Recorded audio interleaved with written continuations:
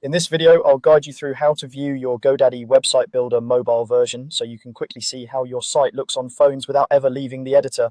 When you're building a website, it's really important to remember that most visitors are going to see it on a mobile device. GoDaddy makes it pretty simple to switch between desktop and mobile views, but the controls can be easy to miss if you don't know where to look. So let's walk through the process from the very beginning, step by step. First, you'll want to open the website editor. Start by logging into your GoDaddy account the same way you normally do. Once you're signed in, head over to your products or websites area and open the site you want to work on. When you see your website listed, look for the option that says Edit Site. Go ahead and click that. This will launch the GoDaddy Website Builder editor, where you can make changes to your pages, text, images, and layout. After the editor finishes loading, take a moment to look around the main screen. You'll see your website in the center, the editing tools along the sides, and some additional options at the top. What we're interested in right now is the view controls, which are easy to overlook if you're focused only on the page content. Now, shift your attention to the very top center area of the editor window.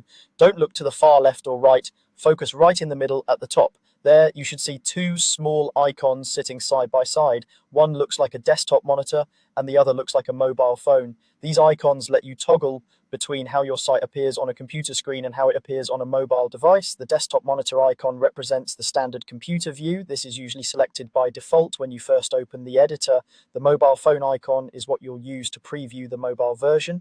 If you hover your mouse over each icon, you might see a small label or tooltip that confirms which view you're about to switch to, which can be helpful if you're not sure which is which. To switch to the mobile version, simply click the mobile phone icon. After you click, the preview area in the center of the editor will change to a narrow phone-shaped layout.